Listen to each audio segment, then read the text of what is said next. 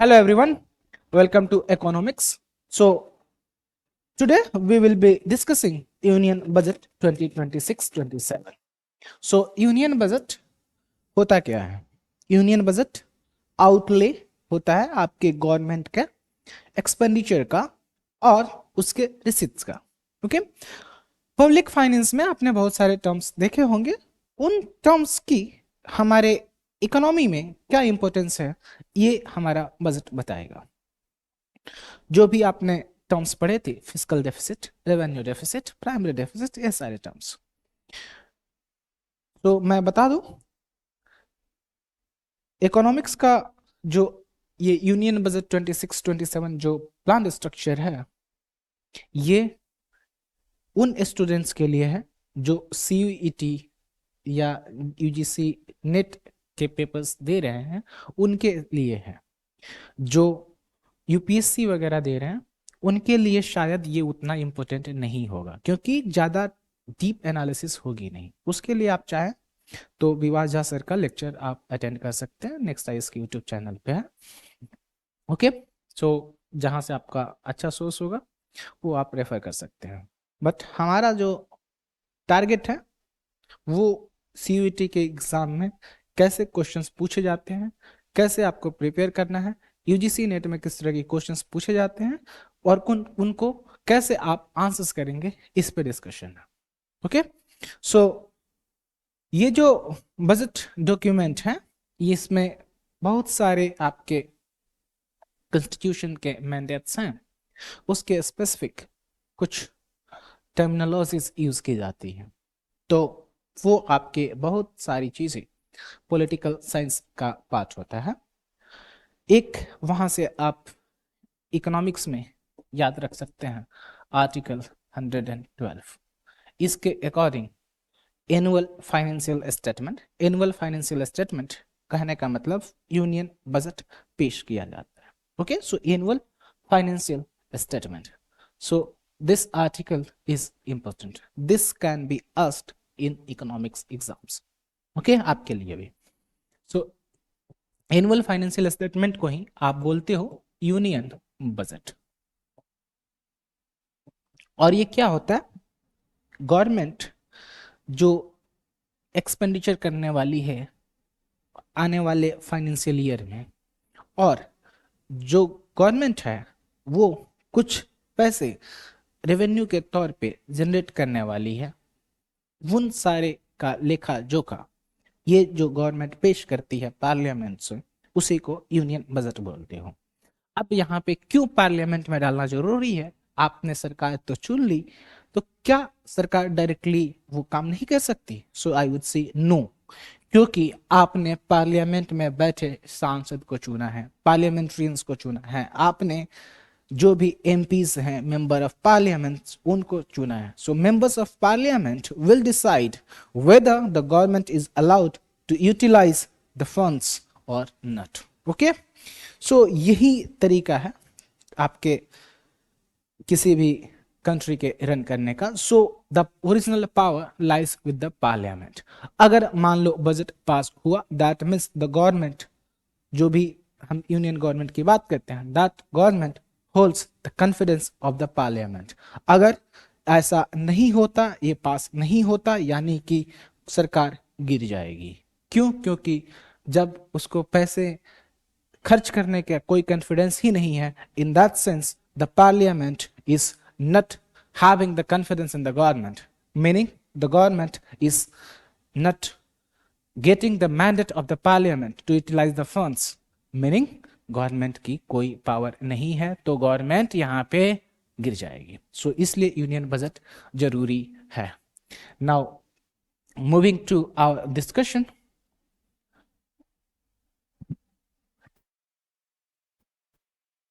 So coming to budget at a glance, अगर इसमें आओगे तो budget at a glance presents broad aggregates of budget for easy understanding. ये ध्यान रखने वाली चीज है.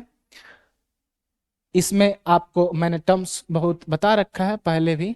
So you have the terms like fiscal deficit, revenue deficit, effective revenue deficit. यही टर्म्स आपके एग्जाम में हूबहू पूछे जाते हैं. आ जाओ. So you have this as the statements which are asked. Okay, so let us see the statements here. You have fiscal deficit. The fiscal deficit is the difference between total expenditure and total receipts excluding debt capital receipts. यही statement आपको exam में हूबहू दिया मिल सकता है options में. Fiscal deficit is reflective of total borrowing requirements of the government. ये भी एक तरीका हो सकता है आपके क्वेश्चंस पूछने के स्टेटमेंट के फॉर्म में. Now coming to revenue deficit. Revenue deficit में आपका excess of revenue expenditure over revenue receipts. ये सारे मैंने पब्लिक फाइनेंस के क्लासेस में आपके साथ डिस्कस भी किया हुआ है. इसको आप फिर से रिवाइज कर लेंगे. मैं उस पर ज्यादा डिस्कशन अभी नहीं करने वाला. सो यहां आते रिवाइज्ड एस्टीमेट. मैंने पब्लिक इकोनॉमिक्स के क्लास में आपको डिस्कस भी किया था कि जब भी गवर्नमेंट बजट पेश करती है इस फाइनेंशियल ईयर यानी कि फरवरी 1 को जो पास हुआ, जो बजट पार्लियामेंट में गवर्नमेंट ने डाला निर्मला सीतारमन के थ्रू, फाइनेंस मिनिस्टर, सो उसमें आपने नेक्स्ट फाइनेंशियल ईयर के लिए प्रोजेक्शन किया और करंट फाइनेंशियल ईयर के लिए आपके 2 क्वार्टर का डेटा पूरा है. थर्ड क्वार्टर के भी डेटा लगभग आ चुके होते हैं. सो इन 3 क्वार्टर्स के बेसिस पे आप रिवाइज्ड एस्टीमेट देते हो और जो लास्ट ईयर का होता है वो एक्चुअल आपके पास ऑलरेडी पड़ा होता है. So you get the last financial year का data, that is what you has as actual estimates. और जो करंट फाइनेंशियल ईयर चल रहा है यानी 25-26 का, इसका आपका रिवाइज एस्टिमेट आएगा और नेक्स्ट फाइनेंशियल एस्टिमेट का बजट एस्टिमेट आएगा. Okay, so this is what you should remember. अब यहां सबसे पहले ध्यान क्या देनी है, टोटल एक्सपेंडिचर इतना था यानी 49.64 लाख करोड़ यानी 50 लाख करोड़ आपको याद रखना है. कब? 25-26 जो करंट फाइनेंशियल ईयर की बात है. ठीक है, और उसके पहले जो बीत गया उसमें था 46.5 लाख करोड़ के आसपास. ओके, सो ये डेटा आपका एक इंपॉर्टेंट डेटा है. कमिंग टू 26-27 ये आपको याद रखना है 53.5 lakh crore rupees. That is what you have as the total expenditure for the upcoming financial year. Okay, so ये आपका केस हो गया, लेकिन इससे क्वेश्चंस आपके नहीं पूछे जाते हैं तो इसको आप स्किप कर सकते हो. Coming to the receipts. So यहाँ पे मेन आपका क्या है, साइज ऑफ द बजट. तो इसी को आप बोलते हो साइज ऑफ द बजट, जो कि टोटल एक्सपेंडिचर होता है. टोटल रिसीट्स में यहाँ पे डेट का भी काउंट किया गया है. You should have that idea. Effective revenue deficit, ये सारे डेटा पॉइंट्स आपसे पूछे बहुत रेयरली जाते हैं, आपके लेवल पे नहीं पूछे जाएंगे. यूपीएससी के लिए सारी इंपॉर्टेंस हो जाते हैं हल्दो.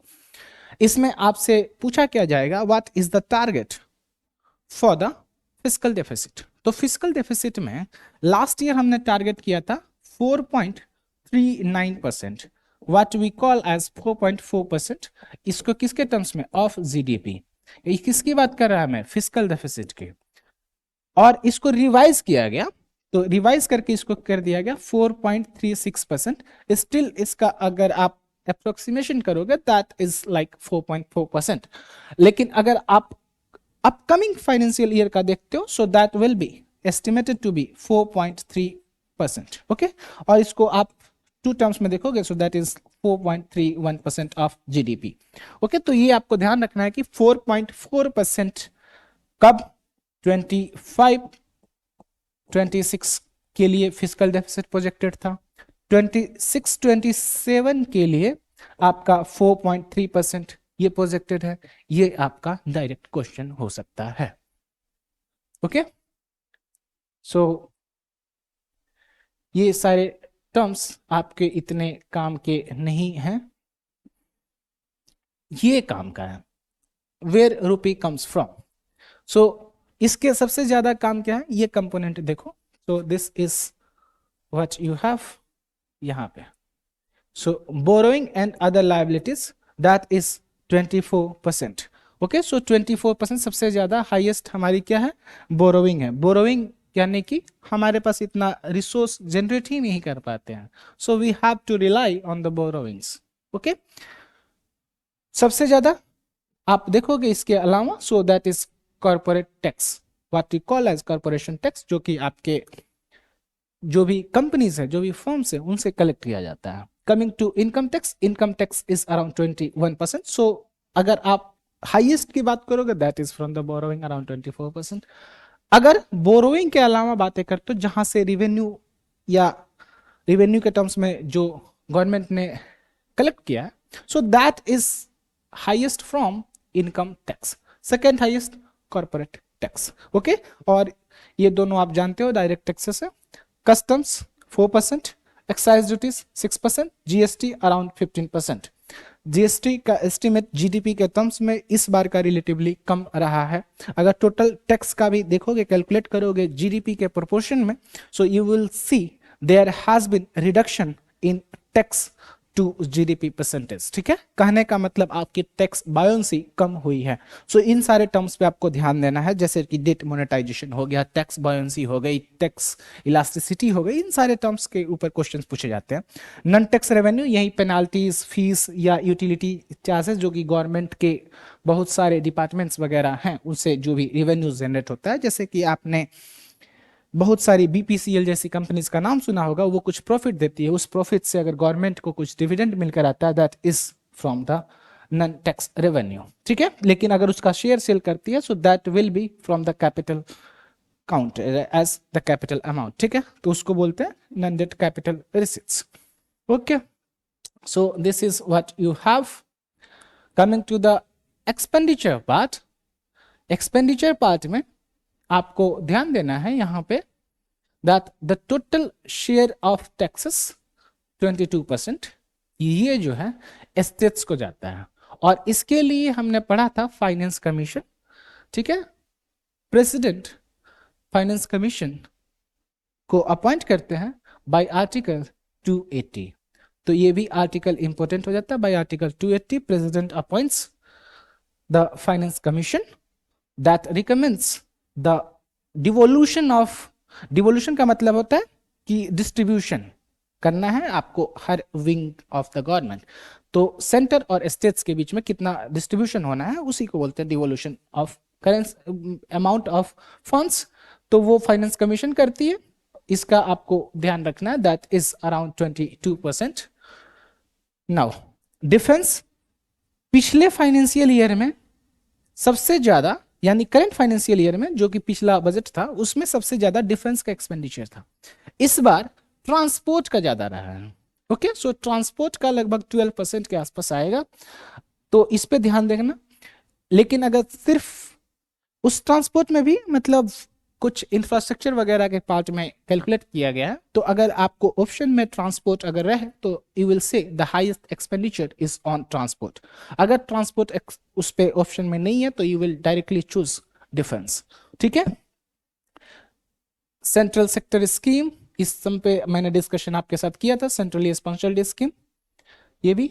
और ये finance commission and other transfers, this is what you have here. और ये स्टेट्स शेयर ऑफ टैक्सेस जिस देखोगे तो जीएसटी होता है।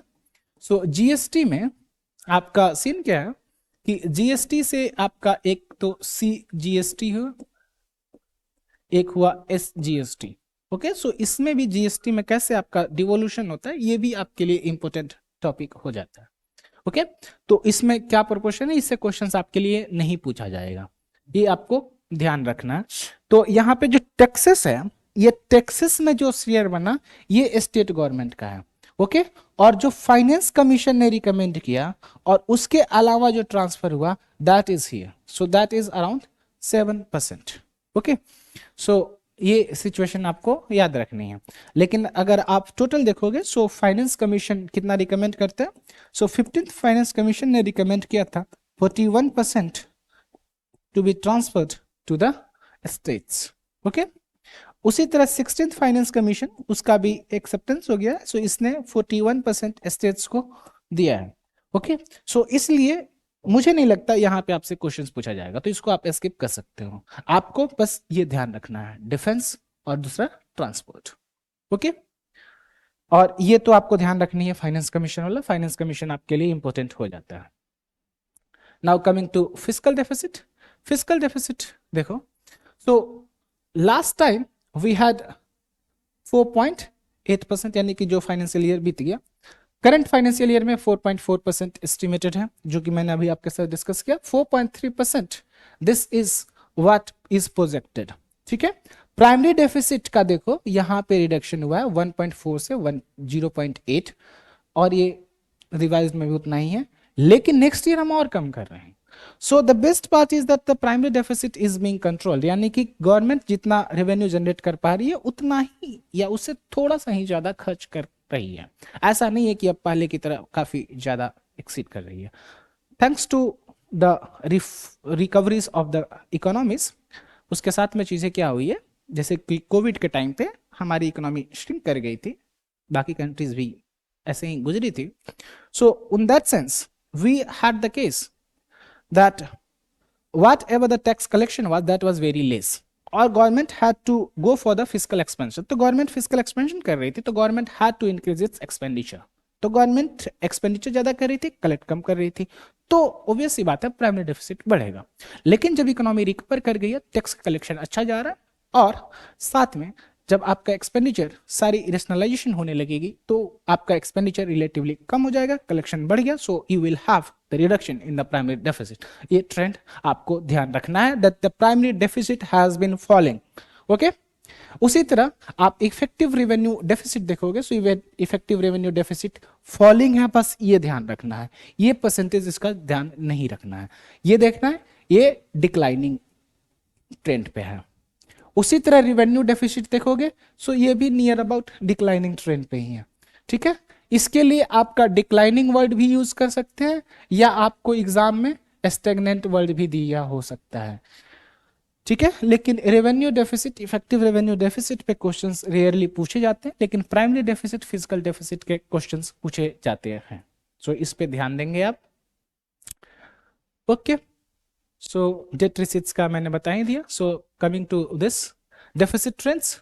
So if you look at the deficit trends, you can see the fiscal deficit has continuously been decreasing. If you look at the revenue deficit, it has been declining, and now it's getting almost stagnant.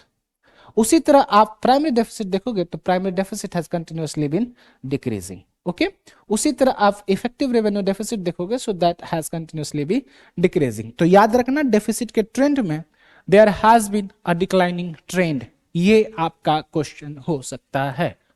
Now coming to trends in debt, तो debt का भी trend देखोगे, date to GDP ratio, ये आपने पढ़ा भी था।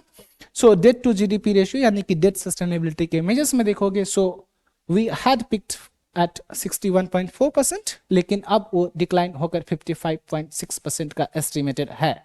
ठीक है, ये इंपॉर्टेंट है, 55.6%। So this is what you have as debt to GDP ratio. So debt to GDP ratio is 55.6%। Okay, so this is what has been estimated for the upcoming fiscal year. okay, उसी तरह आप देखोगे debt as a statement of liabilities, वो भी decline कर रहा है, लेकिन सिंपल सा बस याद रखना है कि debt to GDP ratio decline कर रहा है। ओके, और उसका 55.6% इज द वैल्यू। ये आपके अलग अलग वैल्यूज याद रखने की जरूरत नहीं है। Coming to trends in tax receipts, अब tax receipts as a percentage of GDP ये देखोगे, सो बीच में it has slightly increased with the increase in GST collection. ठीक है, लेकिन फिर अब डिक्लाइन हो गया, क्योंकि ग्लोबल अनसर्टेनिटीज आई है, और इंडियन गवर्नमेंट ने बहुत सारा फोकस किया है कुछ इकोनॉमीज को, कुछ सेक्टर्स को ज्यादा फोकस करने के लिए। ओके, सो कुछ सेक्टर्स पे फोकस करने के लिए उस केस में गवर्नमेंट ने बहुत सारी सब्सिडीज दी, और गवर्नमेंट ने बहुत सारे टैक्स में रिलैक्सेशंस दिए। Okay, so that is what we have. So trend in tax receipts का आप देखोगे, so you can say it has almost been constant. ठीक है, तो ये कंस्टेंट वर्ड आपके लिए मोस्टली दिख सकता है, या हो सकता है कि it has been remained stable. ठीक है, तो स्टेबल कंस्टेंट कुछ ऐसा वर्ड आपको देखने को मिलेगा। Trends in non receipt of the centre, तो net receipt of the centre it has been increasing in nominal terms, ये नॉमिनल टर्म्स में बात हुई है। ओके, और वहां पे परसेंटेज ऑफ जीडीपी था, इसका ध्यान देना है। सो लेकिन इससे क्वेश्चंस पूछने के चांसेस बहुत कम होते हैं। कंपोजिशन ऑफ एक्सपेंडिचर, इस पे तो क्वेश्चन नहीं पूछा जाएगा, इसको रहने दो। Composition of revenue and capital expenditure, ये भी कम चांस है। Coming to trends in capital expenditure, हाँ तो नॉमिनल टर्म्स यहाँ पे रुपीज लाख करोड़ दिए, सो ये नॉमिनल टर्म्स में बात हो रही है। In nominal terms you can say that this has been increasing. Obvious सी बात है, जब नॉमिनल टर्म्स में बात होगी तो आप आंख बंद करके इंक्रीजिंग ट्रेंड ले सकते हो। Okay, now coming to next capital expenditure. Capital expenditure बीच में जो आपका कैपिटल एक्सपेंडिचर था वो इंक्रीज हुआ था because we had been focusing on infrastructure development. ठीक है, जैसे कि भारत माला आया था, उसके अलावा आप सागर माला का कंसेप्ट देखे थे, पर्वतमाला का कंसेप्ट देखे थे, लेकिन फिर जब काफ़ी एक्सपेंडिचर हो गया तो बहुत सारे जगह रोड्स बन गए, तो रिलेटिवली अब सिर्फ मेंटेनेंस वगैरह का काम करना है, so expenditure has slightly been decreased. Okay, और फिर इस बार हमने इंक्रीज कर दिया और है एक्सपेंडिचर ऑफ मेजर आइटम्स, फिर से यही डिफेंस का हाईएस्ट आएगा, so that is what you have to remember here. Now coming to total transfer to states, nominal terms में इंक्रीज होता ही जाएगा, यहाँ भी वही ट्रेंड। ट्रांसफर्स इसका काम का नहीं है।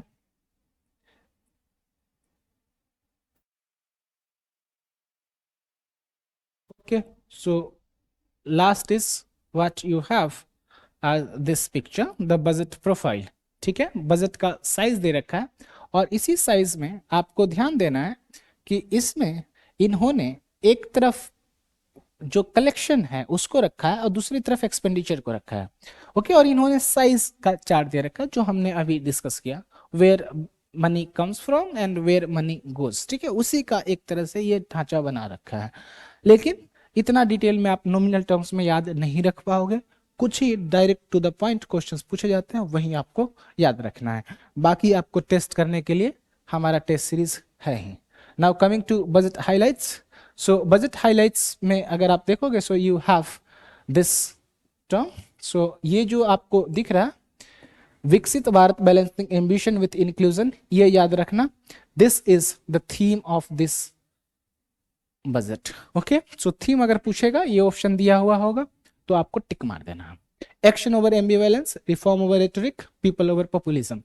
तो पॉपुलिस्ट बजट नहीं है, इलेक्शन नहीं है ना, इसलिए पॉपुलिस्ट नहीं है, तो पीपल ओवर पॉपुलिज्म। कहने का मतलब वेलफेयर सेंट्रिक ज्यादा रहा है। रिफॉर्म वर्सेस रेटरिक, मतलब जबरदस्ती हौच-पौच नहीं करने के बजाय हमने रिफॉर्म सेंट्रिक फोकस किया। एक्शन ओवर एम्बिवेलेंस, मतलब एक्शन ओरिएंटेड ज्यादा रहा एज कंपेयर टू कि कोई सही डायरेक्शन ना दिया जाए, क्योंकि जो भी यूनियन बजट है वो एक तरह से आपका पॉलिसी डॉक्यूमेंट की तरह काम होता है, that gives direction to the various agents in the economy. ठीक है, सो ये आपसे पूछा नहीं जाएगा। ये 4 पिलर्स आपसे पूछे जा सकते हैं, stability, fiscal discipline, moderate inflation, sustained growth, ये हमारा टारगेट है। Okay, so now coming to high growth rate of around 4%. So what is the expected growth rate of around 7%, जो कि आपके रियल टर्म्स की बात हो रही है। सो ये आपके याद रखने वाली जरूरत नहीं है, ये रीजन्स है जिसके कारण कंस्टेंट रहे, ये 7% के आसपास का एस्टिमेशन है, so that is not required.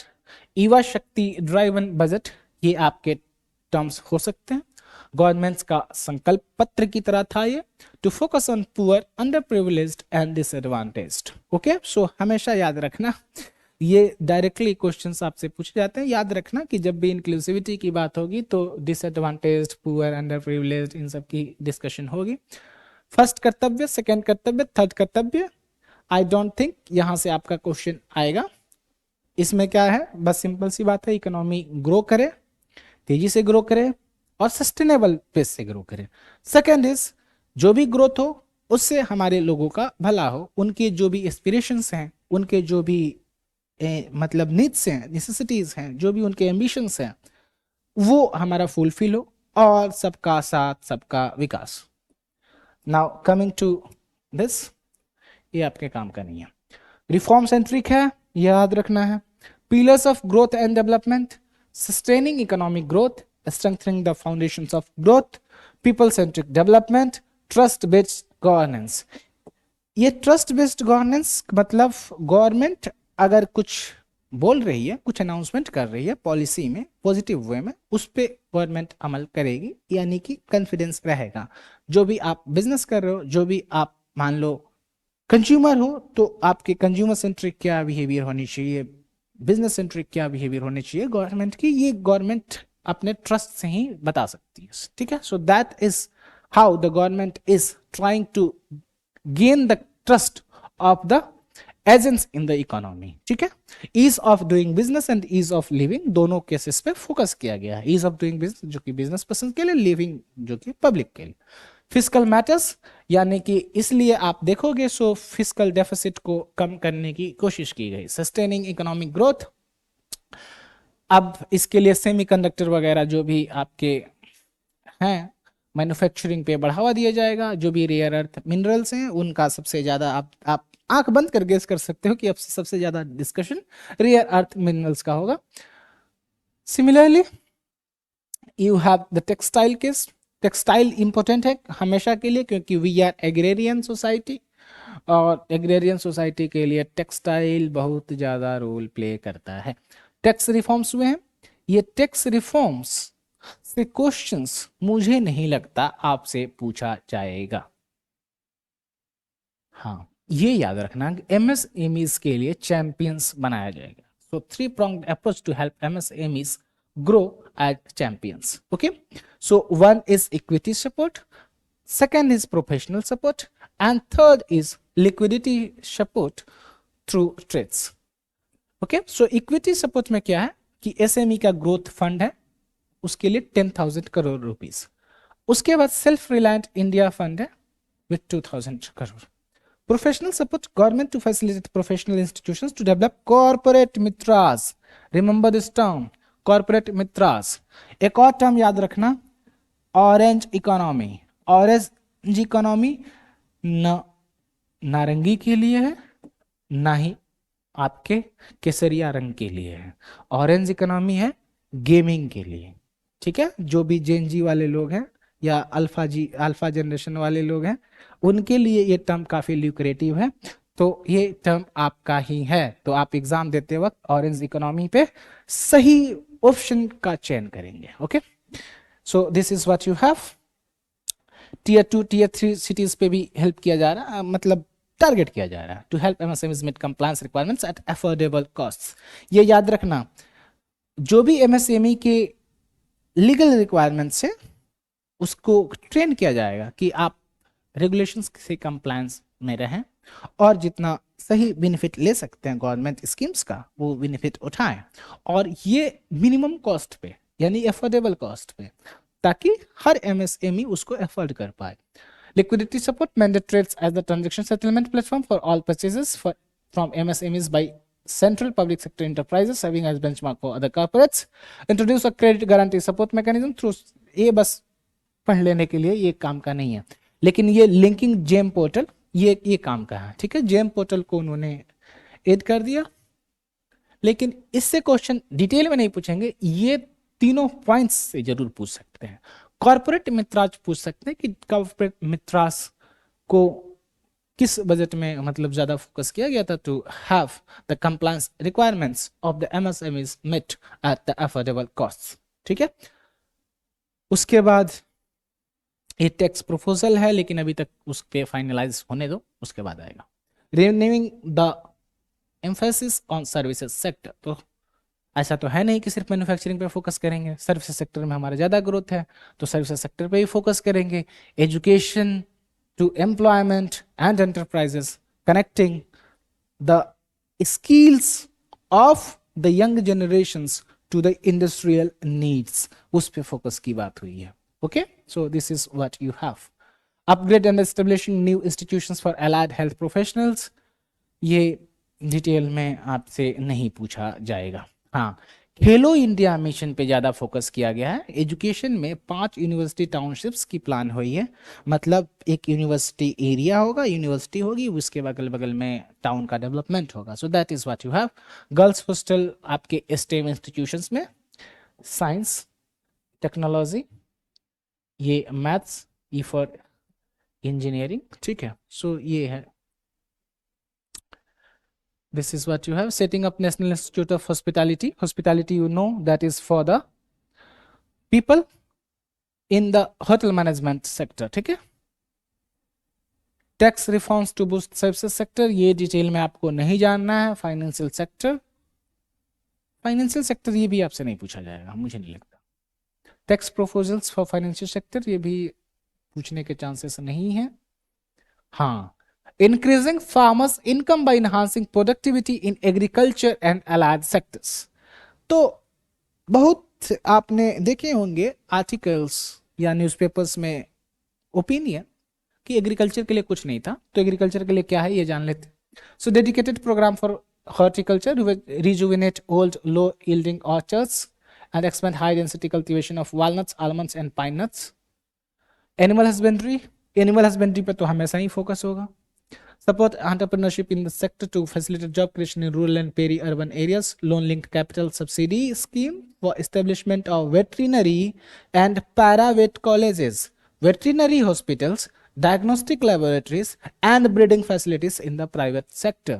जैसे कि जनरली आप देखते हो कि आप जो भी कैटल्स हैं, कैटल्स के जो मेल काफ्स होते हैं उनको प्रेफर नहीं करते हैं फार्मर्स, फीमेल काफ्स को प्रेफर करते हैं। सो उसके लिए हमारे पास लैब्स होने चाहिए ब्रीडिंग फैसिलिटीज के साथ। ओके, सो वहां पे आप जो भी सीमेन है मेल कैटल का, वो सीमेन आप फिल्टर कर पाओ कि ये मेल्स के लिए के हैं, ये फीमेल्स वाले हैं, ठीक है। मतलब उसको आप अगर आप सीमेन इंसर्ट करोगे तो मेल काफ पता ना हो, सिर्फ फीमेल काफ ही पैदा हो, तो इसके लिए आपका ये काम लाया गया। Okay, so coming to supporting high value agriculture, coconut promotion scheme to increase, ये सारी तो होगी ही कैश्यू कोका पे।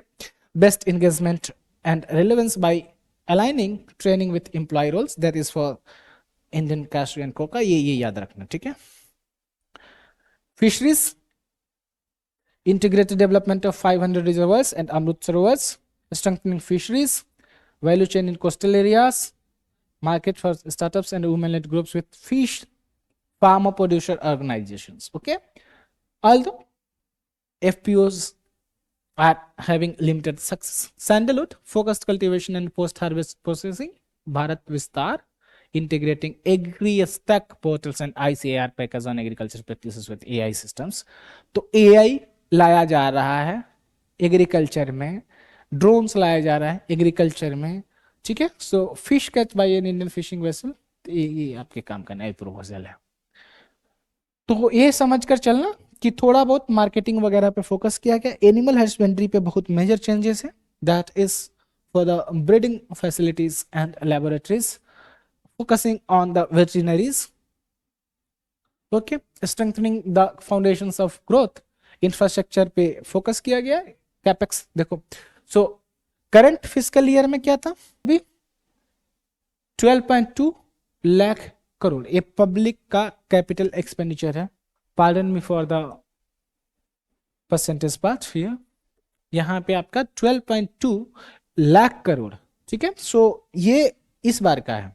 लास्ट में कितने था, लास्ट मतलब करंट फिस्कल ईयर में that is 11.2 lakh crore.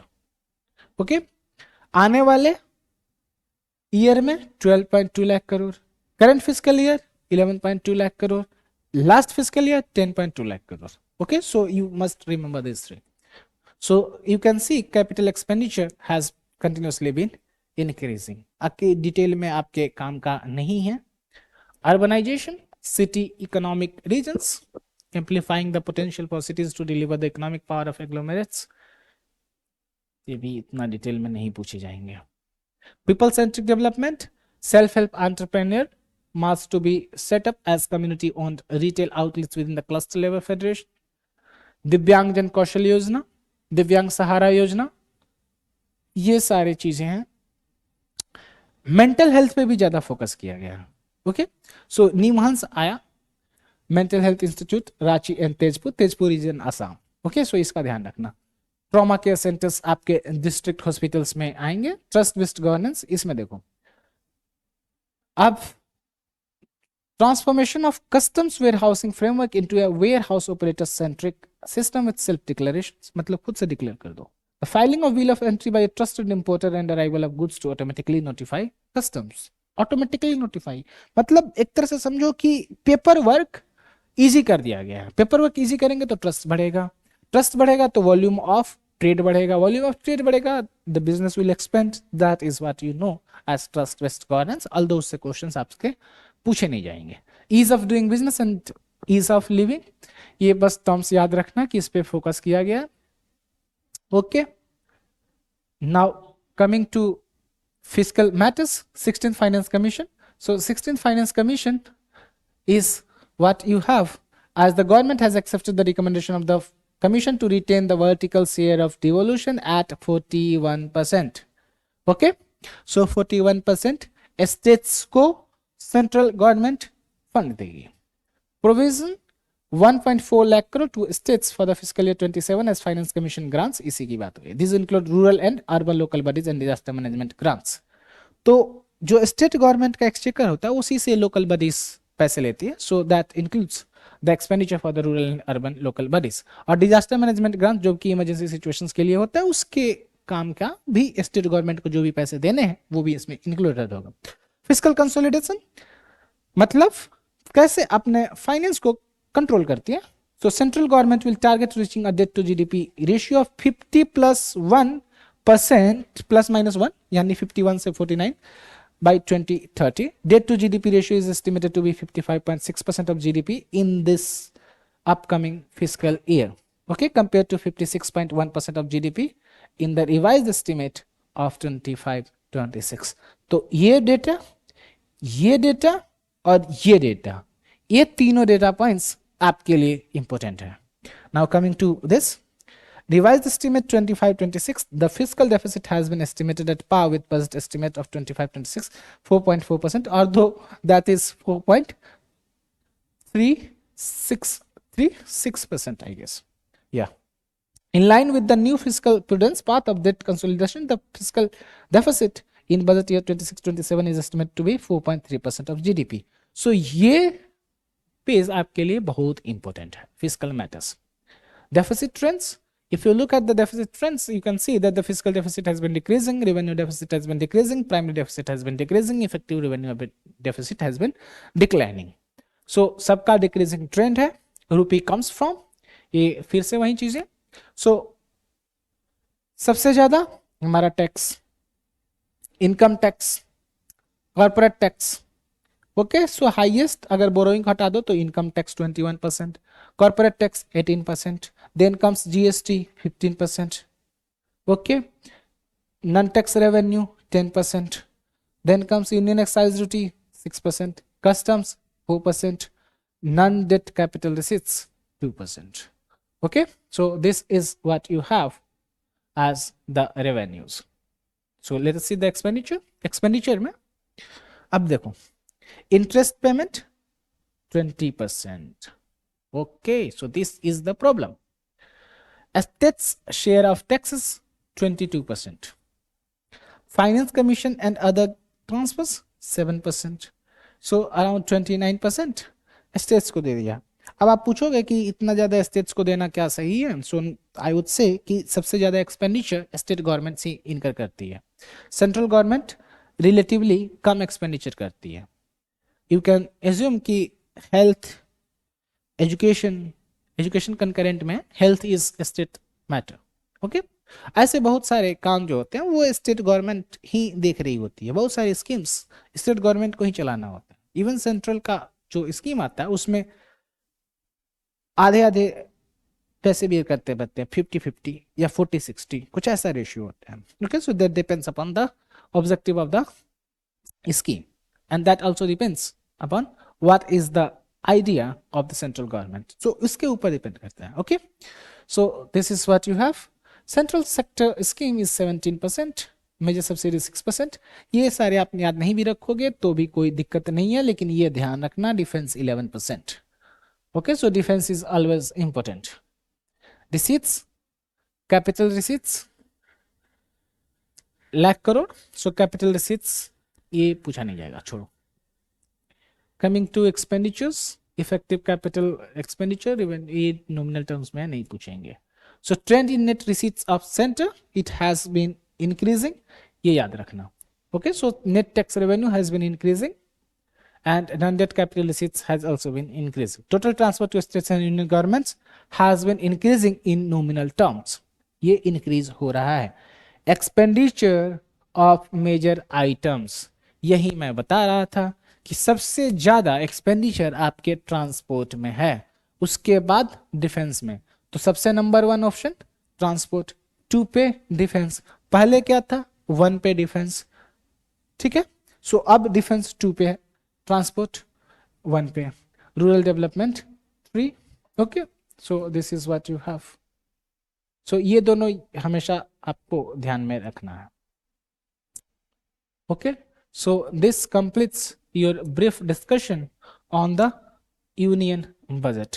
Okay, so union budget हम लोगों ने ज़्यादा डिटेल में नहीं किया क्योंकि हमने एग्जाम स्पेसिफिक ही किया है जो भी हमें चाहिए। ओके, सो हमें पिन पॉइंटेड कुछ डेटा पॉइंट्स ही याद रखने हैं और जो भी डेफिनेशंस हैं उनको आप अच्छे से करेंगे। सो पब्लिक इकोनॉमिक्स से रिलेटेड जो भी आपको डेफिनेशंस थे उन डेफिनेशंस को आपको ध्यान रखना था। Okay, so this is all that we had to discuss in this lecture. I आपका जो भी चाहिए था डिस्कशन में वो सारे हमने एडजस्ट कर दिया। So this is where I will stop. Take care, bye bye.